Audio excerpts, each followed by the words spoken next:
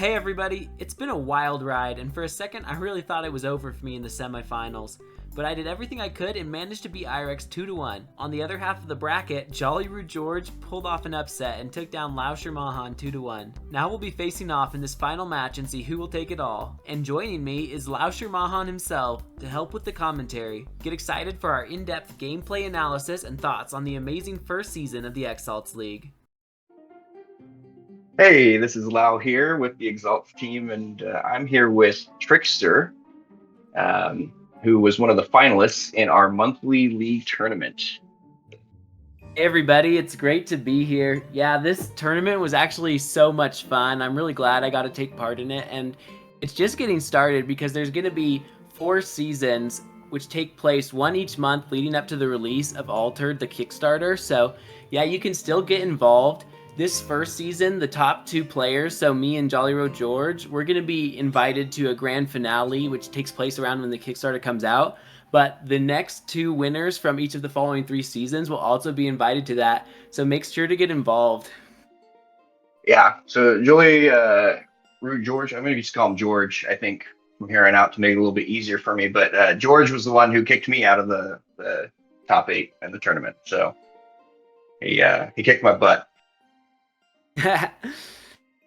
Yeah, there's a lot of strong competitors in this top 8. I just barely made it into it. I'm gonna be posting a replay with my like semifinal match, but yeah, I just barely made it into this top 2. So I can understand anyone just like with a little bit of bad luck not being able to make it here. It's close competition. Oh, for sure. And so Trickster here, we just got into the games already. I see you're running Muna, right? Teija in Muna, and we are against Basira and Kaizaman. What do you think about Basira and Kaizaman, seeing that in the top 2, the finals for this tournament? I definitely wasn't expecting to see Basira at all, honestly, in the top 8. I feel like the top 4 leaders right now are Sigismar and Wingspan, Sierra and Oddball, Kojo and Buddha, and then like Teija and Nauraa, I feel like is definitely top 4, but I feel like maybe like that's the one that a lot of people would say is 4th. But yeah, Basira is like not really anywhere near that. Afterwards, George, he did say that he was trying to play some of the less popular leaders just to prove that they're all good. We'll see how that works out for him here. Yeah, I love that stance. I love the idea of playing it. And part of the appeal of the league to me was you get more points by winning with different heroes, right? So it's not just wins that count, but it's winning with different heroes that get you the most points you can get. Yeah, absolutely. That was one of my favorite parts too. I feel like it made me very comfortable on so many heroes, and I was like sad that I only got to play basically 2 in all of the top 8 because every time Sigismar was banned, so I was just sticking with Teija and Nauraa and Sierra and Oddball and trying to get it done. Looking at the gameplay here, we've already made it to the second day. The first day, it was just like a pretty simple, typical exchange. So George led off with an Isenboshi, and for me, I knew he had like 0 in 2 of the stats, so I wanted him to at least have to commit another card from his hand to be able to win a expedition that turn. So I just played my Muna Druid on the same side. There wasn't a way I could be punished anymore, so I knew I'd always be advancing. And George did end up playing that second card from his hand, so he would advance as well. Both of us are in a pretty good position because we have great discard from reserve effects. George is going to be able to get 2 buffs on future followers he plays, which works great with his leader. And I have access to this anchored effect, but I am going to be pretty constantly scared of intimidation throughout this match. Don't want to anchor something and then have it returned to the hand. Oh yeah, for sure. It could definitely wreck your anchored game plan. And speaking of like various cards that you're playing around, what was your thought, or what were you looking for coming into this match, seeing Teija into Basira? What were the cards or strategies that you were looking to kind of try and take advantage of here? Yeah, that's a great question. So, Muda is definitely my favorite of the factions right now. I feel like it is very strong, and that Anchored lets you create more value than pretty much any of the other top decks. I think like the trade-off though is you have like the strongest value creation potential, or like the highest ceiling of any of the decks, but you're also like the most exposed because you don't really like, I don't know, you're really weak to removals, you're really weak to sabotage, and you don't have a lot of like sabotage and removals of yourself. So it is kind of interesting. You're like one of the maybe less reactive decks, but just like more power. But it's worked out well for me, and I just enjoy not having like a hand of reactive cards, but more a hand of like proactive, strong cards. Because then if my opponent's passing, I'm not just also passing with my reactive cards, but I can just always be putting the pressure on. So especially against like Basira and some of these heroes where I feel like they're not doing anything that unfair. My main game plan is just to try and find like a way to have something anchored every day, and so then if I can just keep that like incremental value of just maybe like even like 2 or 3 worth of stats at the start of the turn, I feel like if we just both go back and forth playing cards, I'll always have like a little bit of an edge, and my cards will be at least as strong as whatever they're putting down. Hmm.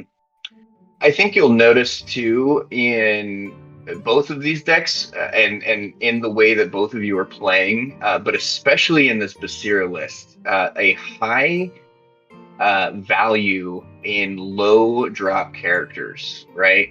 You can see here, you've played the Spindle Harvesters, and he responded with, the Isun Bushi on the same side, right? You're both committing very little resources uh, at first, right? To try and scout out what your opponent's doing. Yeah, that's definitely very powerful, especially against like top tier players, because whoever like plays the biggest card first has exposed their whole strategy for the turn, and then the other person can like make their decisions with all the information. And so yeah, I would honestly run more low cost cards in this deck, particularly like more low cost characters if I could. You'll notice I only have 2 Kitsune and 2 Inari, and Hmm. Inari's like kind of a 2-drop sometimes, and Kitsune's a 2-drop. I really do wish I had more like 2-drops and 1-drops at times, but I just don't think any of them are strong enough to merit running. But yeah, things like Sneezer Shroom and Spindle Harvesters are so good because they're just like very strong plays, and they also just leave you with so much mana to be reactive. And yeah, I do purposefully like throughout some of this game like keep even certain cards like physical training, just because it's like a 2 cost card compared to a 3 cost card. Even if it's a little less impact, it just lets me like slow down my turns and things. And yeah, you see that though too. Yeah, from Basira, I think the most expensive card in the list is like, I guess there is the Kappas there that are 4 cost. I doubt that those ever really make it onto the board. Probably just mostly going into the mana. But yeah, with like almost all your cards being 2 cost, even when you're going first, you can try and make it so that you get like the last card played. Yeah, you definitely want to be on a reactive game plan when playing, and be able to respond and answer your opponent's moves. And I will say that that is the one thing that caught me the most off guard when playing into the Basira list from George here. That's the one I lost to in game three. And I was not expecting the quantity of low cost cards that he brought to the table with this deck, which caused me to keep some of the wrong cards and play around some of the wrong cards, just because it was something that I wasn't expecting coming into it. Just low to the ground and fast paced, and then using the physical trainings and the extra boost from the hero to get over the top in some scenarios, right? Yeah, even like Kitsune just shows how much George really is committed to this strategy, because it's just like with how cheap the cards are, you will run out of them, and so you need stuff like Kitsune to give you those draws. So that doesn't innately have much synergy with a deck that's trying to buff itself. But yeah, it just really goes all in on being able to play as many small cards in a turn. I have started to notice though, especially in top 8, that these cards like Kitsune and even like Daughter of Yggdrasil can sometimes not be the best. Giving your opponent those extra cards can be a big deal, and I think it helps me out a lot when I get a free card from Jolly in this game. And so that's one of the reasons I have like these Cernunnos as like kind of like a pseudo daughter of Yggdrasil that won't give my opponent a card. What I've noticed is most decks have like some very key cards that are like your most important ones. For me, it's like Beauty Sleep. That's another one of the cards too that I'm looking for in this matchup. If I like draw it in my opening hand, I'll hold it all game just so that I can play it on the last turn because it like wins the game so easily. And then for my opponent here, and for like Kojo decks and things as well, at least in this matchup, you're really looking for that intimidation. Both of those Yeah. can just like deny so much value.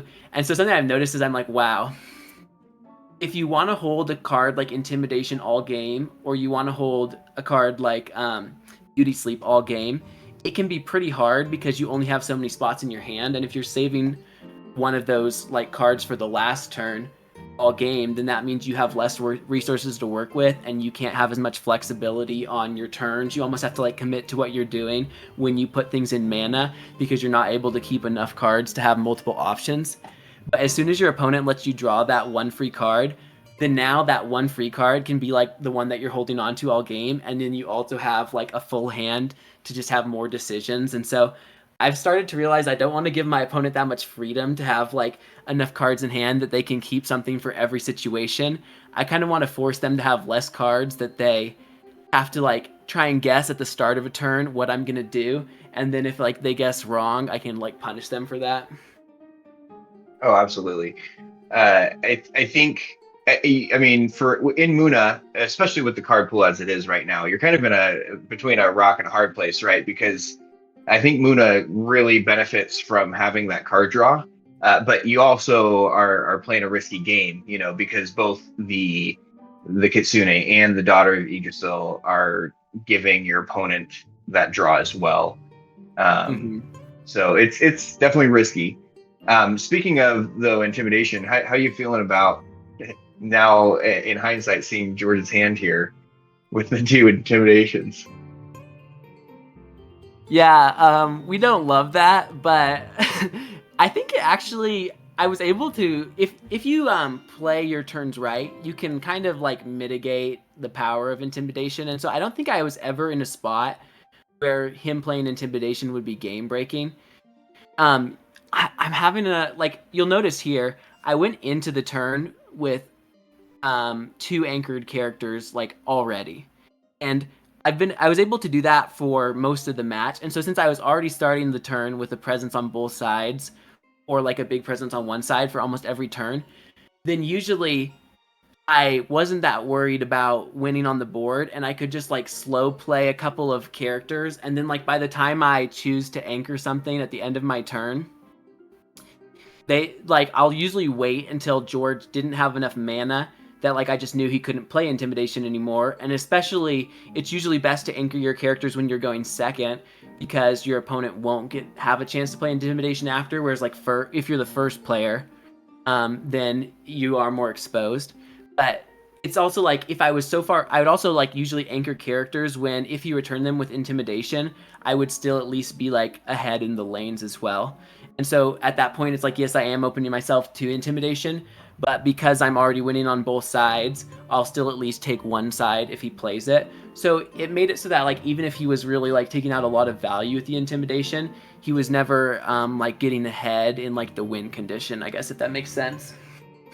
Yeah, I think that last turn was actually really rough for George because he ended up playing the Kitsune into a physical training and committing all five of his resources to the companion side, right? Which gave you Hmm. you had three mana still up. That gave you a ton of flexibility.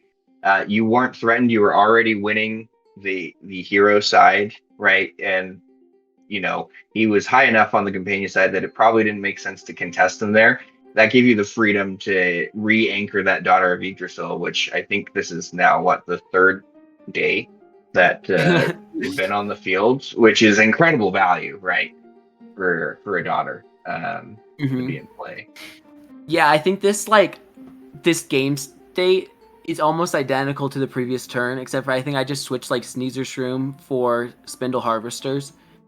I definitely like am a little lucky that I have a Spindle Harvester and a Sneezer Shroom. In a lot of my matches, I'll only have like one of them, and it's less like it's a little harder to pull something like this off. But yeah, it's like if I have a board presence on both sides like this at the start of every turn, then like by the last card I play, I'm usually already winning on one side, and it just really gives me a lot of freedom to either like find the moment to attack where I can try and win both sides because I am ahead.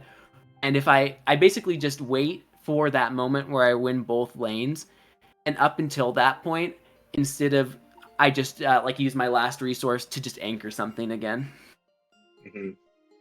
Yeah, I think this is where Muno wants to be, right? You've got the two anchored characters, and even if there is an answer to one of those characters, you still have the mana. Like they use the mana to remove that character, and you can use that same mana on your turn to replay something else and get it back on the board, right?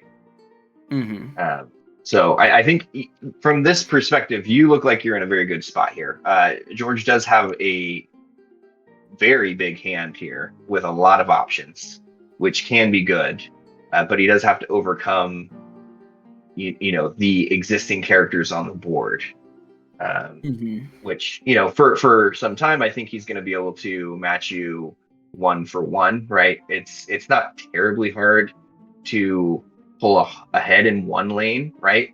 It's getting an advantage and contesting in both constantly that starts to become a struggle sometimes. Yeah, absolutely. And we see, like, yet again, that slow play from me where I just lead off with the Spindle Harvesters first. The Tree Man, like, could be very strong, but I would prefer to just, like, drag this turn out.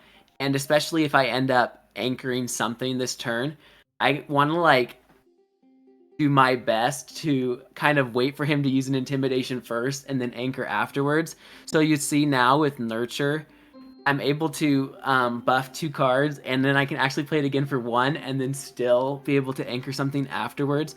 That really just gives me like all the time in the world to force my opponent to remove one of these, and then whichever one he removes, I'll just like anchor the other one essentially.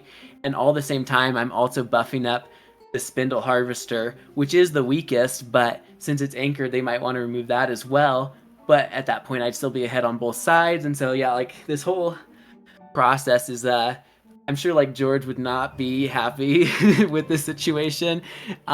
George really does a good job though, like you said, of like finding a way to like constantly win on one side and push this match out for so long. Yeah. It's just when is the breaking point here? Is George going to be able to find that moment, to take the double side, or are you with the anchored characters going to be able to, provide that advantage long enough to take the win? And it's interesting because depending on the strategy and how you build your deck, you may be trying to gain an advantage in one lane and then just trade evenly, right? Because we talked about it's a lot easier to win one lane, right? So if you can get an advantage on one of your tracks, one of your expeditions, and maintain that just by winning one expedition for the rest of the game, a lot of times that's enough, right? Yeah.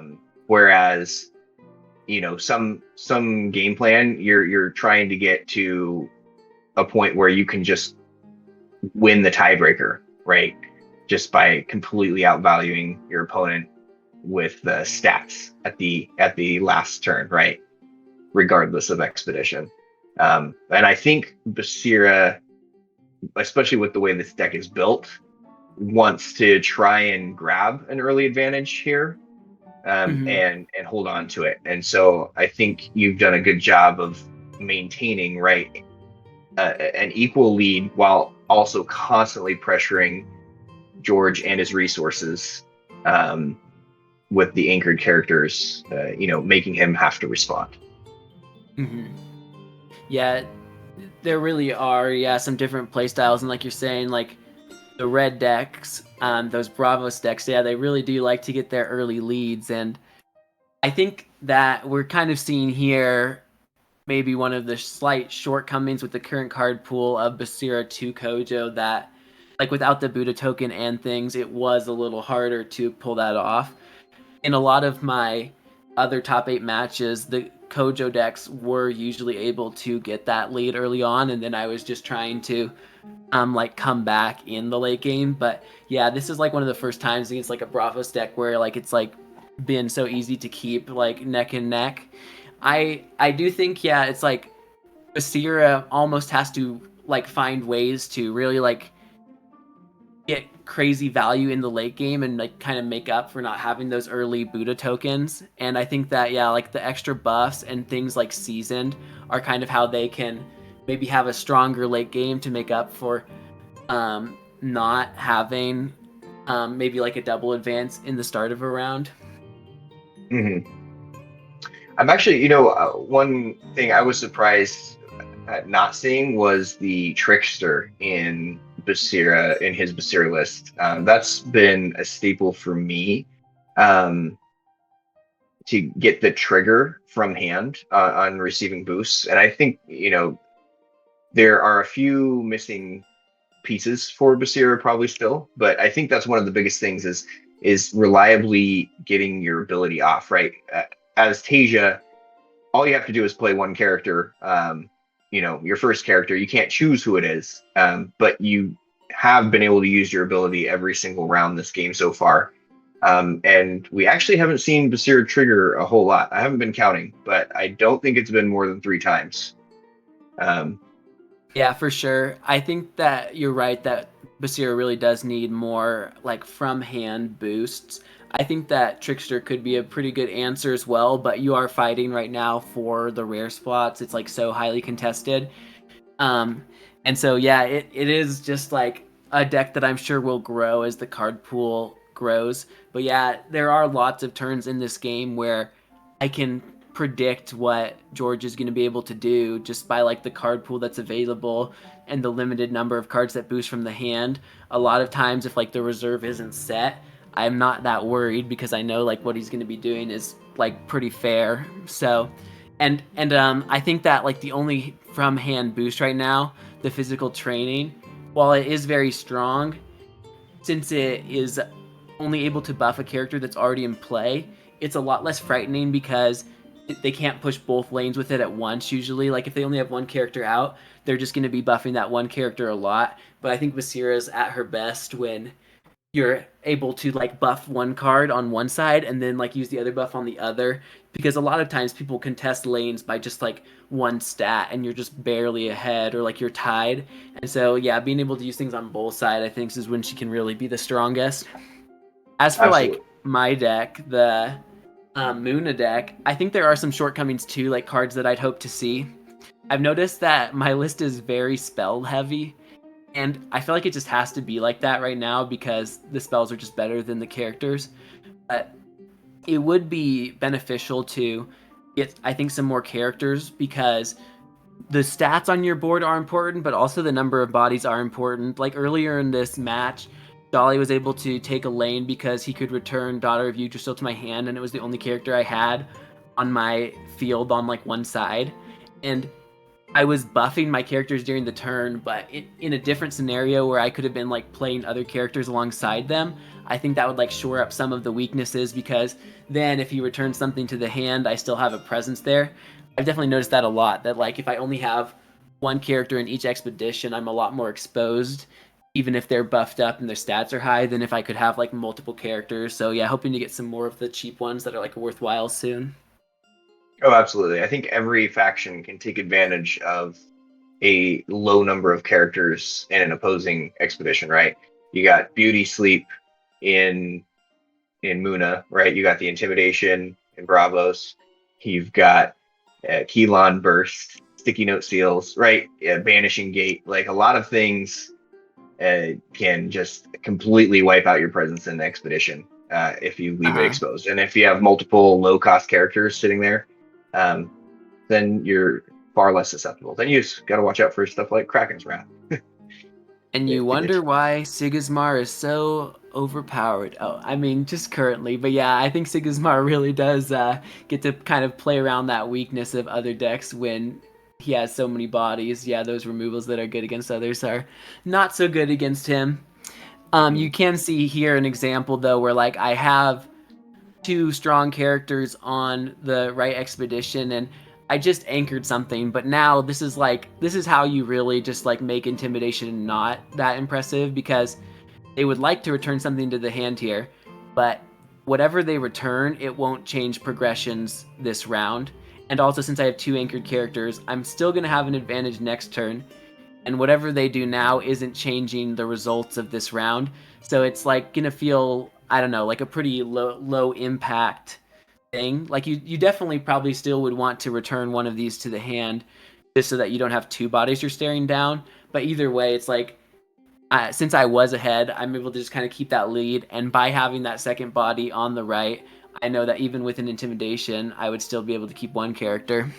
And interesting enough, the Basir player realizing like how low impact that intimidation would be, just choosing to save it for later and like bank that 3 mana instead of putting one of those things to my hand. Yeah, definitely an interesting. I don't think that it's necessarily the wrong one. It's just Yeah, I'm honestly a little surprised. The more I'm seeing, I'm just sitting here like I'm like, wow, yeah, they're gonna be pretty behind, 4 on each side. This is the time where though, like, I would really want a beauty sleep, because we're just like 2 advancements away from winning each. And at this point, usually if you have beauty sleep and you can slow play your turn so that you play at least 4 cards, it's going to be really hard for like a Bravos deck to stop you, especially with 2 presents on the board already. If you just go back and forth trading followers and trading characters, and then you just play that beauty sleep last, it's like certain death usually for the Bravos. But no beauty sleep here is going to make it tricky, and also having all of the characters in my hand be relatively expensive will leave me open to intimidation on this turn as well, to make things also a little more tricky. Yeah, Beauty Sleep is a phenomenal game closer. I have lost so many games to 1 mana Beauty Sleep. It's crazy. But yeah, I'm interested in the decision not to intimidate at least the Coneman here. It does give you the Coneman to play again, but that's 4 more resources that you have to spend on this turn if you already use it, right? And it prevents the lane from advancing. I know it sucks, like you talked about. The feeling sucks, but he is staring down 2 4 strength characters in both expeditions, and if he intimidates this turn, that's going to cost 2 of the available 8 mana that he has for the turn, right? Meaning that he's going to play less, right? So it's definitely an interesting call. It's a tough one, but I don't know. Yeah. I like it as much just looking at in hindsight, right? Obviously, we have the advantage of seeing both hands, of knowing how the games went and are going, and we got a lot more information. But it's a tough call, and I think I might have liked to see him play the intimidation there, if not to set you back on that 1 lane this turn. Yeah, I can see like one of the benefits of keeping it is that it can be like a surprise, like flip in stats, pretty similar to Beauty Sleep, where you play a cheap card and suddenly you remove like way more stats worth of mana than like what you paid for it, to like surprise your opponent and take both sides.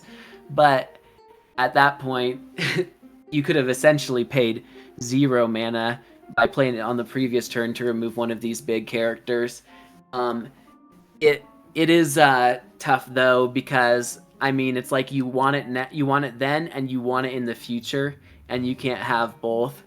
And with like the hand size, I don't know, like there are a pretty good amount of cards in his hand right now, but almost all of them cost 3, and so having a 2-cost card, I feel like, can make it so that he can play 3 cards this turn. Like if you look at those Ratatoskers, they're all 3. his bouncers all cost 3, and so I can definitely see like maybe one benefit of keeping the intimidation is he was only going to be playing 2 cards this turn if he used it last turn, but now he'll have like that mana essentially that he's not using, and he can just play the turn slower by having it in hand. Yeah, I mean it's definitely interesting. I think it's a hard call. You know, you've got the 2 card draw, so I wonder. And he's got 7 cards. I mean, 8 cards with the intimidation that he could draw off the top that costs 2. So I don't know if it works out here as far as the math is concerned, but I don't know if you risk that Yeah. math every time. It's hard. It's tough. It's a tough game. It's surprisingly complex, Yep. and that's why I love it really. Yep. And now 3 mana spent and not ahead on either side.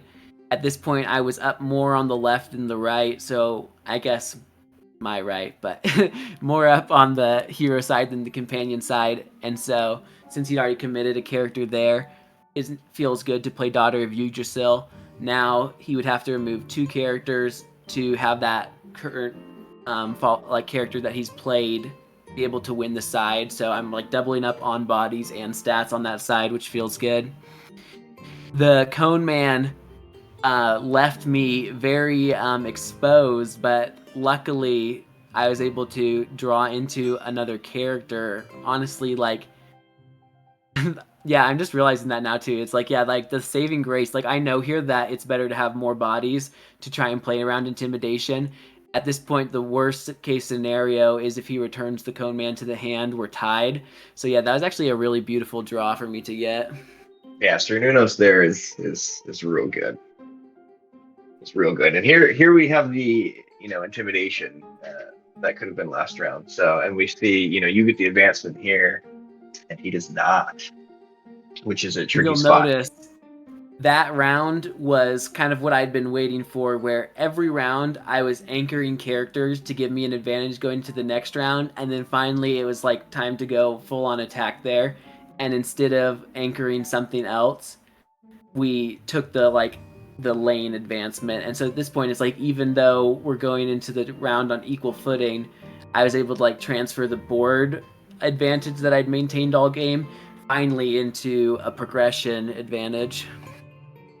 Oh yeah, when your opponent gets 1 space away from winning the game and you are not Mm-hmm. matching, that is such a tough position to find yourself in. We talked about earlier, right? How much easier it is to win 1 single lane over contesting both, and now George finds himself in a spot where he has to win both or at least tie you know the one, and it's tough. It's a tough spot.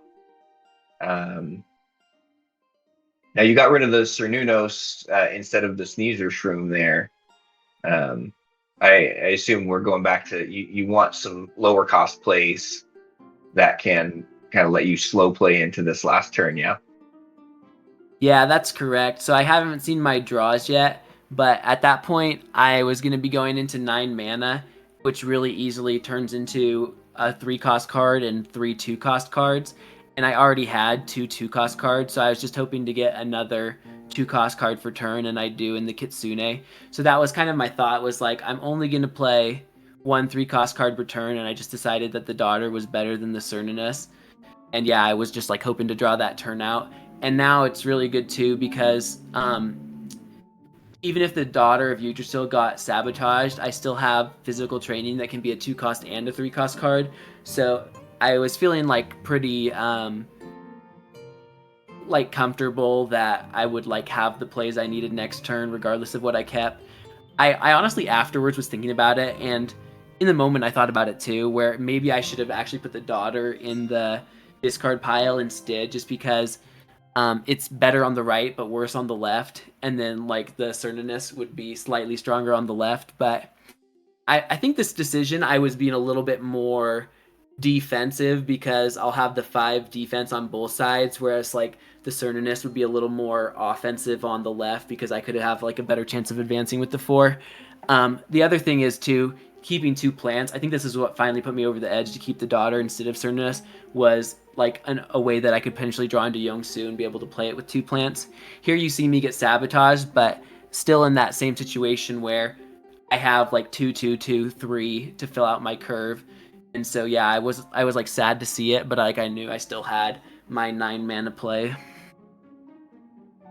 Yeah, in this position, the Haven Bouncer, I think it's or it can be very important, right? You removed your daughter play, and sometimes that can absolutely destroy what your opponent's doing. But my one concern with it is he spent 3 mana and only put 2 stats on one side of the board, right? So once again, another tough spot. But there have Yeah. been some positions where the 2 stat line on the sabotage units really it's really risky sometimes because you Yeah. give the card advantage or you get the card advantage by taking out the reserve, but you commit so little to the board that it's a lot easier to overcome. Um, so a Mhm. sign of good balance in game design. Yeah, since we've both been giving each other free draws, the hands have really been big this game. It's not always like that. There are a lot of games where when I'm making my decisions on like previous turns, it's like, oh, if he sabotages me, I won't be playing like a full hand worth of cards, right? And so, yeah, this was like a rare occasion where I was comfortable getting sabotaged and not. I still think it was worthwhile for them to make that play because me playing physical training again is only an additional 3 in stats, where Daughter's an additional 5. So essentially, it's like by making my play weaker, it's almost the same as if he just played a 4/4/4 from his hand that didn't sabotage, and I play the Daughter. It's going to be like the same result. So I think it is a pretty strong play for 3. Maybe if I had like another Daughter in hand, it would have been a punish, but not here. Really glad that I play this Kitsune to the right. I think about playing it to the left momentarily because I only need to win on one side, and then right now we're tied on the left, but the reason it's better to play it to the right is if like the 3rd intimidation was in hand, he could return the sneezer to my hand, and then I would be losing on the left, and I'd have no way to take a lane. But by going to the right here, if he plays a character to beat me, I buff this, and if he returns something to the hand, I can just like win in the opposite lane. So this made it like if I put on, I almost put on the left, but realizing to put on the right here basically makes it impossible for any combination of cards for him to stop me at this point. Yeah, this is a very good heads up play, right? Just being you're only winning by 1 stat on the right? And in fact, if he wins the left, he's also winning the right currently. He could bring this into the tiebreaker, but it puts on a ton of pressure, right? Because you are threatening both sides. Mm-hmm. You are saying, I can take either one of these depending on how you commit to it, right? And here you see you're given the option with a couple different cards of what you'd like to take, right? You could take either one. Yeah, it was definitely like the Actually, razor's you can edge only take there. the right. Sorry, I Yeah, I didn't see could. the little 8 there. I saw the 6/6. It's 6/6/8. So yeah, you definitely have to take the right there. But Could be with the Yong-Su or with the physical training. And yeah, it was definitely like just barely. I was just barely able to kind of guarantee this because I was only 1 ahead on the right, and I knew that they were at like 2 in water. So if they buff it once, but it was just like so perfect because when I made that play, I knew that even if they buffed it 1, my physical training was still enough to win on that side. So yeah, that was very close, coming down to like 1 stat on the companion expedition there to win that game. yeah, so there's game one. How are you feeling at this point? So I was feeling pretty good. I've been on like a pretty big winning streak so far in the X League. I lost my 3rd round to Izuhark, but I actually hadn't lost a match yet, and a match since. And the last round 2 against Irex, I was very far behind I think in 2 games, and I eventually still though did win the match and things. And so after like that really like intense like coming from behind match at this point where I had been ahead that whole game essentially, like I felt like I was setting the pace of that last game and in control, and it was like I was able to set up game states where I knew like no matter what happened I wasn't going to get behind in progressions and things. I feel like that was really giving me a lot of confidence and helping me feel comfortable. Also, one of my highest played characters is Iraq and Kibble, and so at this point I knew that George still had to win with that, and it's a deck that I feel like I know kind of in and out. I know how to win with it, and I am comfortable playing into it. So just like knowing the remaining matchups and already being up a win, I was feeling pretty comfortable. But it's definitely always like nothing's guaranteed. And drawing this hive and knowing that I at least have one definitely does help. Maybe the last little bit of confidence needed to feel like I have a shot at this.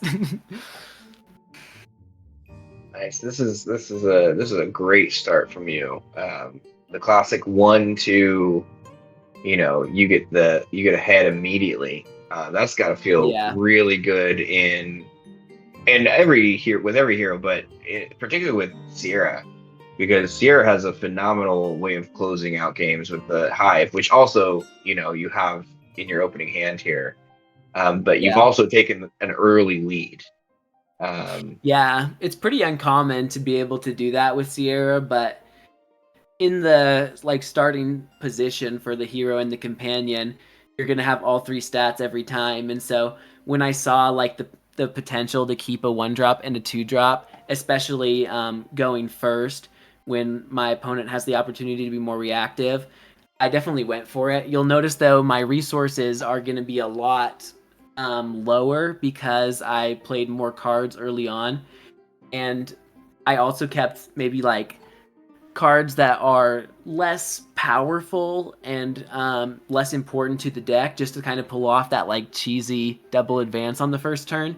So that is something that will come back to bite me a little bit, but at that point it's like when you're ahead, even if they're able to catch up because of like a sacrifice you made, like what happens if they don't catch up, so I think it was still worthwhile. But yeah, it does put me in like a tough position here. Like you'll notice here I'm going to be making a suboptimal play. Like the best thing I can do is play a 3 mana card and like just 1 card and not even using all of my mana this turn.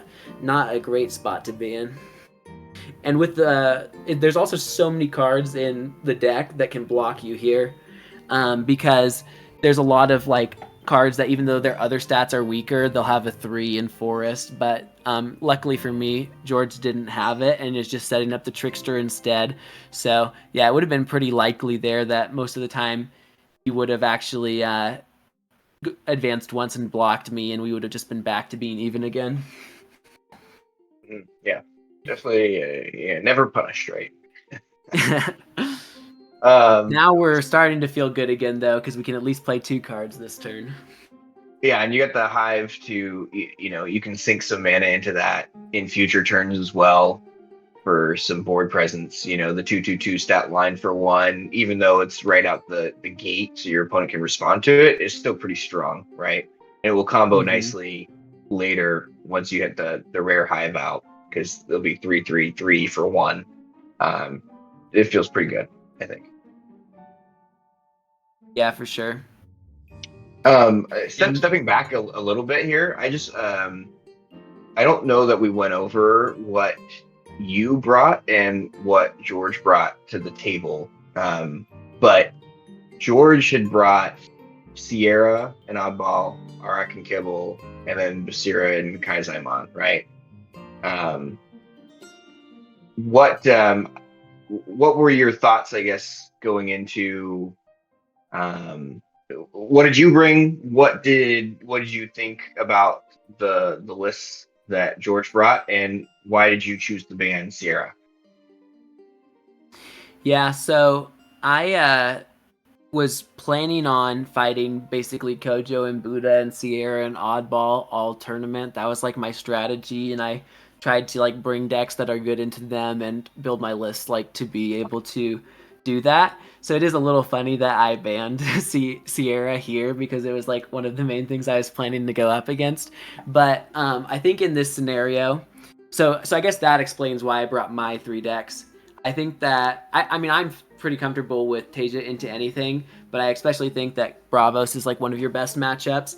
And then I feel like Sierra, you just have the potential to high roll anyone if you can get double hive. So about half of your games, maybe 40%, you'll draw double hive and just get like free wins. And then at that point, like that other percentage, you can still win a fair amount of them just with like normal gameplay. So I feel like while you're a little bit more trying to rely on your draws with Sierra, the overall odds are in your favor.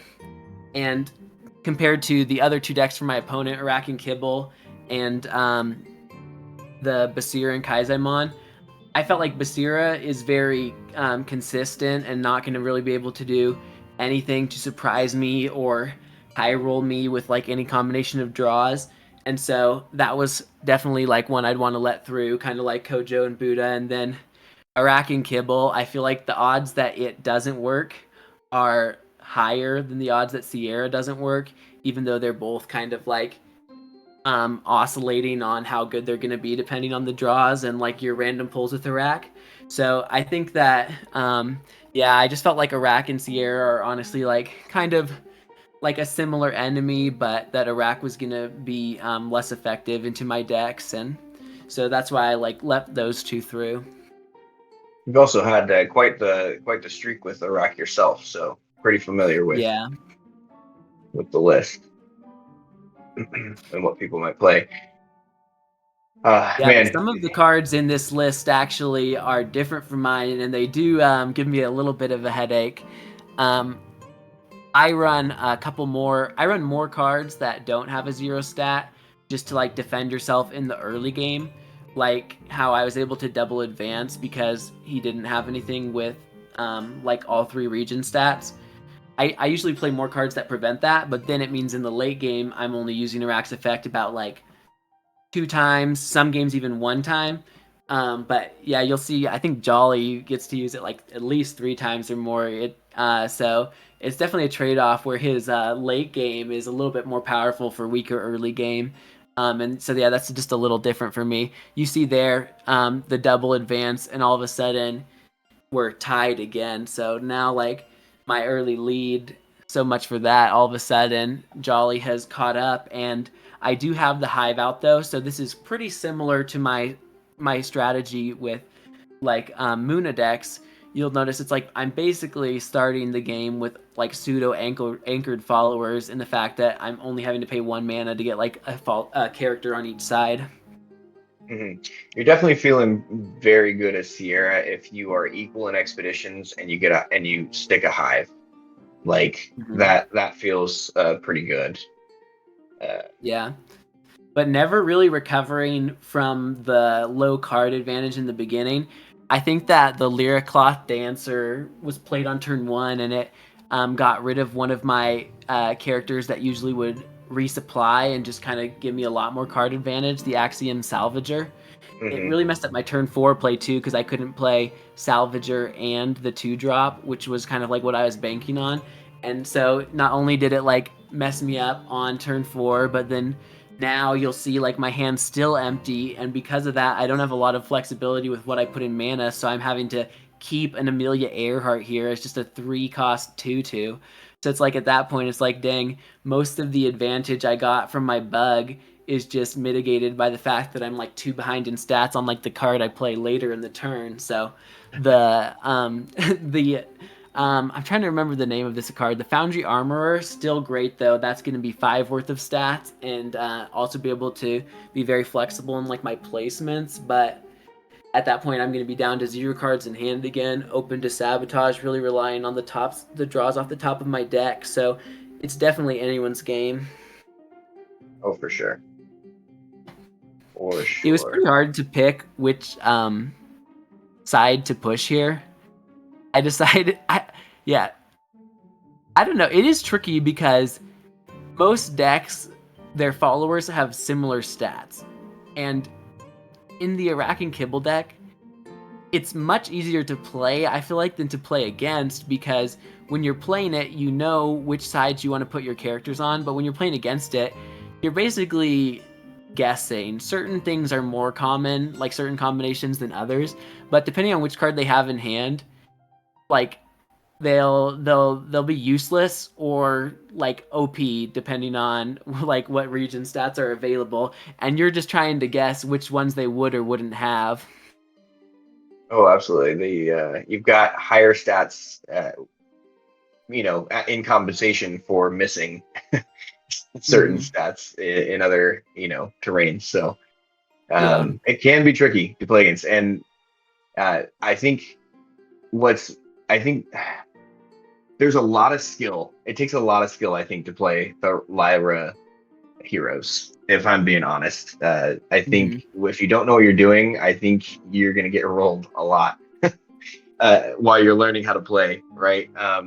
Because you're lining up characters with different stats. You're dealing with terrains on both your side and your opponent's side, and you kind of have to figure out how to manipulate all of these things together, right? And the random chance, the random element that Lyra brings to accomplish your game plan. And when it comes Mm-hmm. together, I think it can sing, and I think it's a beautiful thing. But sometimes, especially if you don't know what you're doing, it can be disastrous. Yeah, for sure. Um, and I definitely like agree with everything you said, and just like want to go back just a second to on that last turn too. One of the reasons I put more pressure on the right than the left was because I was only in mountain, and so by getting out of that, I was able to make it so that I'm in at least 2 region types on both sides this turn. I feel like I basically got to pick which side I won on by where I overcommitted to and kind of like guided their play. And so yeah, being able to stay in as like get out of those 1 region zones as fast as possible can essentially like have the amount of good cards they have against you. Because now that I'm in 2 region stats on every side, if I was just in mountain, then every card with a mountain and any other one combination is good against me. But now it's like only cards with the exact same 2 I'm in are going to be good against me. So I definitely like decrease the options by getting into 4 different regions between my 2 sides this turn. Yeah, you can. Oh, sorry. I'm kind of getting enveloped in this. This is a very close game here. You Yeah, can see absolutely. the Hathor right here. He can, threaten both sides on you. So, and you've got one card in hand. Um, And I got pretty punished this turn for putting my Jean in the mana. The reason I did it is if he didn't sabotage me, I would have been able to play 4 cards this turn and really play slow. And I was hoping to actually just win it all this turn and take both sides.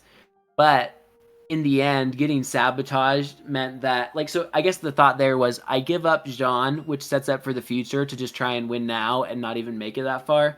But once I was sabotaged, I end up playing the permanent from my hand that summons a bug, which is a 3/3. So I only get the stats worth of Jean last turn anyway, with no payoff of the free bugs this turn. So this got so much closer because I kind of got a little greedy there maybe and tried to go all in.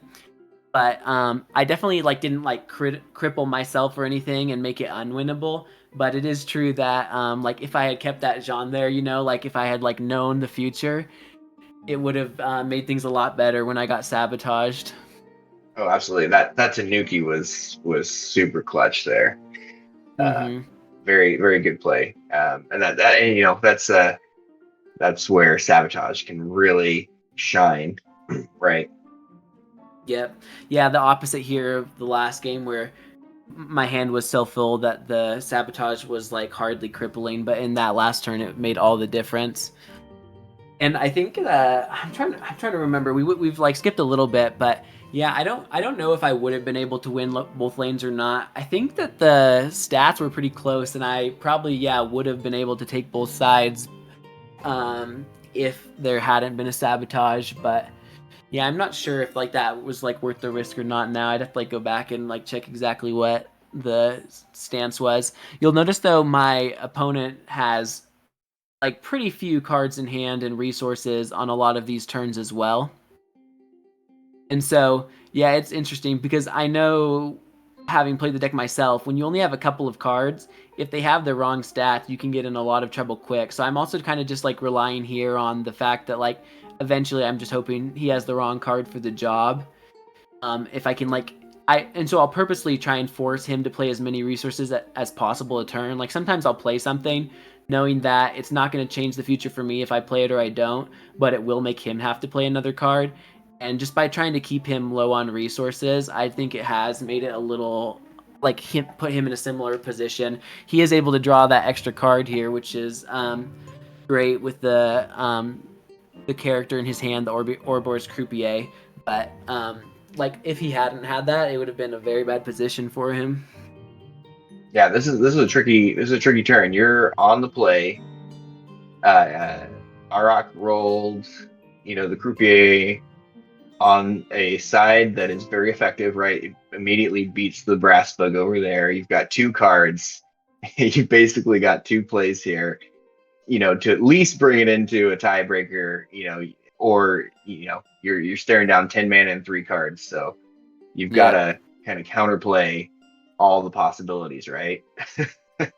Yeah, and in the short run, you would want to play your 2-drop first, the Keylon Elemental, so that you can have more control over where your characters lie afterwards. But just looking at the situation with a card in the reserve and 2 cards in hand, and also that card in the reserve has the perfect stats for the Hero Expedition, I'm pretty painfully aware at this point that I don't think I'll be able to take both lanes.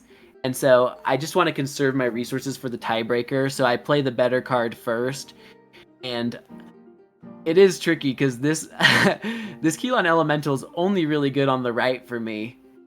I can play it on the left here, but it doesn't really stop myself from blocking him. So it's an interesting position where I'm like, if I play this on the left, it can help me at least win one side, so we both win one side.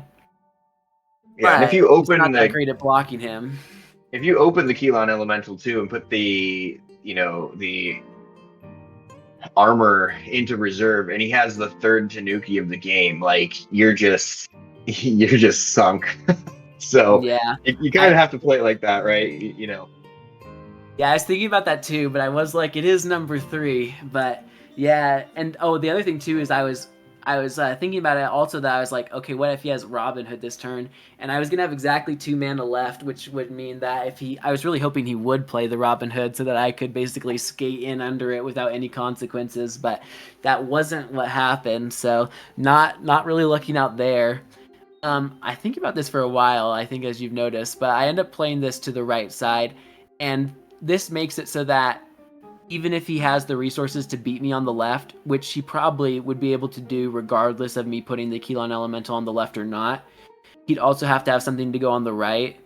Well, actually, I mean, at that point, it does. Honestly, this is just me praying, because if he beats me on the left, he's won the game anyway, even if he's not moving on the right. So yeah, this was rough.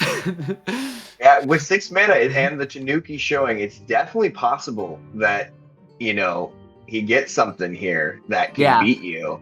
That's it. 'cause That's very tricky. it could But you can easily be see, Hathor or Cernunnos with that Tanuki. There's a lot of cards that it could be, but I also know he drew that card off the top randomly, so it's not like he planned ahead and kept the exact card he wanted. So I know that there's like a high chance he wouldn't be able to pass me here. But what do you know? It works out perfectly that he can return this hive to the top of the deck, which oh is yeah, honestly incredible. Able to beat me on the side, and even though we're like going into the tiebreaker, basically stripping away the normal advantage Sierra has that wins you the tiebreaker of like the free bugs and buffs, by also being able to have this perfect answer right here in his hand. So yeah. I mean, see, this is a similar spot to the intimidation earlier, right? Where you're basically tapped out, and he's not going to necessarily gain anything except for that you're going to have three less stats on the board and four less stats actually because yeah, you know your brass bug um, hub, right, is only going to produce a 2/2/2 here. So he goes for the play this time. and it looks like you can see he's going all in on mountain here. Yeah, and I Mountain think it's and water. definitely wise to make that play too, because he was going to be discarding cards from the reserve, so he might as well kind of like preemptively do that and actually get some value out of it. As you Hmm. pointed out, it is very frightening that all of his cards happen to line up with the same stats. You'll notice he has 3 cards that are only in mountain and water, and usually when you have characters that only have 2 stats, that means that those stats are going to be higher than average. And since you only have to win 2 stats in a tiebreaker, like this gets rough, because it's like, oh, if he gets like, say he gets like 10 10 0, but if I get 9 9 9, I'm still losing to him. And so yeah, it's like things are really coming together for Jolly to be able to get this these like stats lining up. So the only unfortunate thing is, by not playing Tanuki last turn and instead removing my hive, he has removed 4 or 5 plus stats from my turn, but he also isn't getting a free card off the top of the deck because he's one Hmm. token away. Yeah, and we'll see what card that is when he plays this Esmeralda here, right? We'll see if that, which is the right play, getting the free card for yourself, or removing that hive off the top, which you drew into. You happen to draw into 2 hives here. Yeah, so Um, the answer is removing the hive is the right play no matter what, because otherwise I'd just be playing hive and the foundry armorer this turn, which is, there's no way. He doesn't run Shenlong, and he doesn't run Asmodeus. I actually run both of those, but yeah, in he's his got the version of the common deck. Asmodeus there. Yeah, 2 Oh, of. he does. There you go. I just didn't see it this match, and yeah, it was way up at the top. But you're right, there are 2 of those. But yeah, there's nothing he could pull off of the deck that would make up for that. Maybe the Asmodeus, I guess, if you hit the 8, but that's pretty low odds. So Yeah, in most universes, I think he definitely made the right play. and you get the cloth dancer right off the top, which Yes, does would not not have been work good. well with the mana that he's got. Yep, Um, but oddly enough, does have the same stats. So if I had like a sabotage or something, would still be able to kind of semi-replace that. mhm. But at this point, he doesn't have any cards in his hand. Everything's in the Yeah, reserve. You can see his I mana. You knew know exactly what exactly. he's going to play. So he's got 9 more stats to put on the board, taking to him 11 on both stats. And Which can you suddenly leads to the believe? fastest turns in the game. Can you believe how close this is, though? And let me just point out that one of those croupiers is rare, and the other is common. And had there been 2 rare croupiers here, uh, that would have been the tiebreaker in his favor, which is very interesting. Yeah, gonna have to go change the list after, I guess, and swap in that second rare croupier. But yeah, it was very close. Once the last card came out of his hand and I had all the information, it was definitely a sigh of relief. Like, there's a moment where I realized it, and the turns just go back and forth so fast, because there's like nothing that can change at that point. We both know each other's hands, and yeah, like you said, one stat away for him from like being able to take that tiebreaker. But for me, just the fact that I had, like, even if I just had 1 in forest, I would have won it. But not needing the 11. But yeah, wow. Yeah, very Yeah, very close that was game. Very good. crazy. That was a very great game, and I was definitely impressed too. Like, George bringing a rack there, especially, and still being able to do so well. Like, props to him, an amazing opponent, um, good deck builder, expert player. It was so fun to be able to play against them in the final. Yeah, yeah, you guys both played super well. Congratulations on winning that first tournament for the Exalts League. We're glad you came in and played and kicked their butts, and yeah, good job, well done. Yeah, thank you so much. I really look forward to the grand finale too. Maybe hope that you can join me there. It's going to be a lot of fun, and I'm just so excited to see where this game goes, to see all of the new card reveals, to watch the community grow, and yeah, hopefully be a part of that.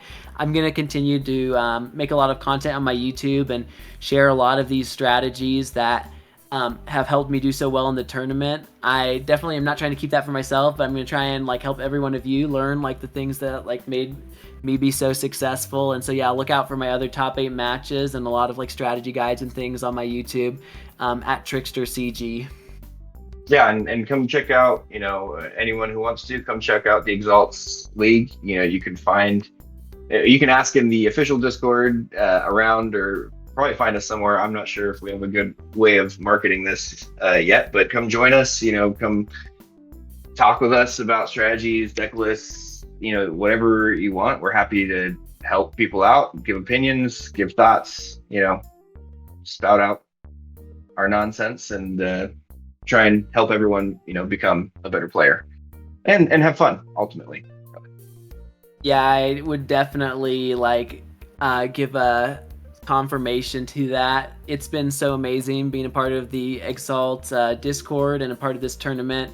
You meet like so many people that you'll be just going back to like find your past discussions with them, and like Lau and me have practiced and become good friends. And so yeah, if you are interested in Altered, even just in the slightest, you'll be able to find a lot of benefit from joining the Exalts League Discord and participating in their competitions. It's all so well run, and it's a great experience.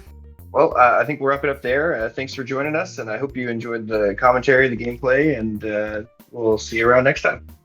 If you made it this far, make sure to subscribe to my channel. I'll be making an Altered 101 video soon, as chosen by my subscribers in a previous poll, which will get even more into the nitty-gritty of optimizing your Altered gameplay. Let me know in the comments which of the top 8 videos was your favorite, because I'm still deciding on what format to use in my future videos. If you appreciate my content, make sure to leave a like, and check the description so you can get involved in the Exalts League yourself. Who knows, you could be the next champion.